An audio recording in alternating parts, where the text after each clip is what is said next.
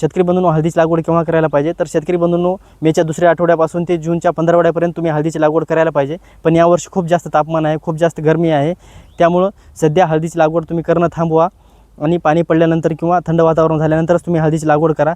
पण शेतकरी बंधूंनो, ज्यांच्याकडे ड्रिपची सुविधा आहे, पाण्याची व्यवस्था आहे, त्याने हळदीची लागवड करायला सध्या काही हरकत नाही. शेतकरी बंधूंनो, मी ज्या शेतामध्ये थांबलो हे शेत रमेश व्यंकटी पाटील तोरणे यांचं आहे. यांनी सध्या हळदीची लागवड चालू केलेली आहे, कारण यांच्याकडे पाण्याची ड्रिपची व्यवस्था आहे. यांनी अगोदर तुषारने व्यवस्थित सगळे बेड ओले करून घेतलेले आहेत आणि त्यानंतर यांनी सरी पाडून हळदीची लागवड चालू केलेली आहे. तर शेतकरी बंधूंनो, तुम्हाला हळद लागवड करताना बेडचं अंतर किती ठेवायचं आहे, उंची किती ठेवायची आहे, तर या गोष्टी आपण एका मिनिटामध्ये जाणून घेऊया. शेतकरी बंधूंनो, तुमची जर काळी कसदार भारी भरकम जमीन असेल तर तुम्ही बेडमधील अंतर म्हणजे इथून ते इथपर्यंतचं अंतर तुम्हाला 4.5 ते 5 फूट ठेवायचं आहे.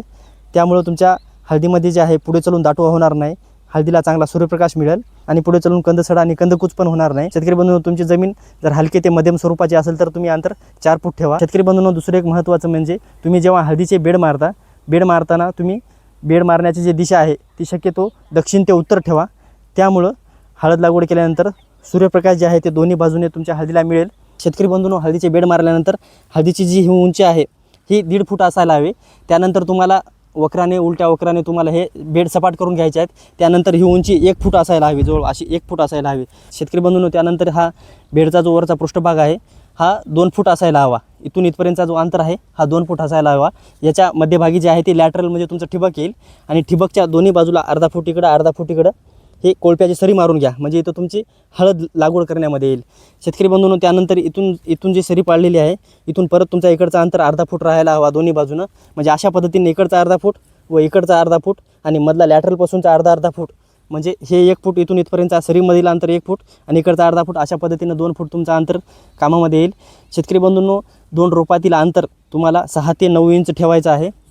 त्यामुळं तुमची फणी जी आहे ती चांगली होईल. शेतकरी बंधूंनो, या सरीपासून अर्धा फूट सोडण्याचं कारण म्हणजे पुढं चलून हळदीचे कंद जे आहेत ते बेडच्या बाहेर येणार नाहीत आणि पुढं चलून जर माती लावली तर ही माती व्यवस्थित ह्या बेडवर बसेल. शेतकरी बंधूंनो, या गोष्टींची काळजी घ्या. आणि शेतकरी बंधूंनो, तुम्ही हळद लागवड मजुराच्या सहाय्याने करा. ट्रॅक्टरच्या मशीनने तुम्ही हळद लागवड करू नका, कारण ट्रॅक्टरच्या मशीननं जर तुम्ही हळद लागवड केली तर तुमची हळद खोलवर पडते, जवळपास 10 इंचापर्यंत पडते आणि त्यामुळं मग तुमच्या हळदीचे उगवण लवकर होणार नाही. 30 ते 40 दिवस उगवणीला लागतील. तुमच्या हळदीचा जो मेन मोडका आहे तोच वर येईल आणि उपमोडके जे आहेत ते वर येणार नाहीत. त्यामुळे तुम्ही हळद लागवड मजुराच्या सहाय्याने करा. आणि शेतकरी बंधूंनो, हळद लागवड केल्यानंतर तुमच्या शेंगावर 4 ते 5 बोट माती पडावी, अशा पद्धतीनं तुम्ही मजुरांना सांगा की हळद अशा पद्धतीने लागवड करा. शेतकरी बंधूंनो, तुमची हळद 21व्या दिवशी निघायला पाहिजे. जर तुमची हळद 21व्या दिवशी उगवण नाही झाली तर समजून जा की तुमच्या बेण्यामध्ये काहीतरी फॉल्ट आहे किंवा मग तुमची हळद जास्त खोलवर पडली. शेतकरी बंधूंनो, या गोष्टींची काळजी घ्या. धन्यवाद.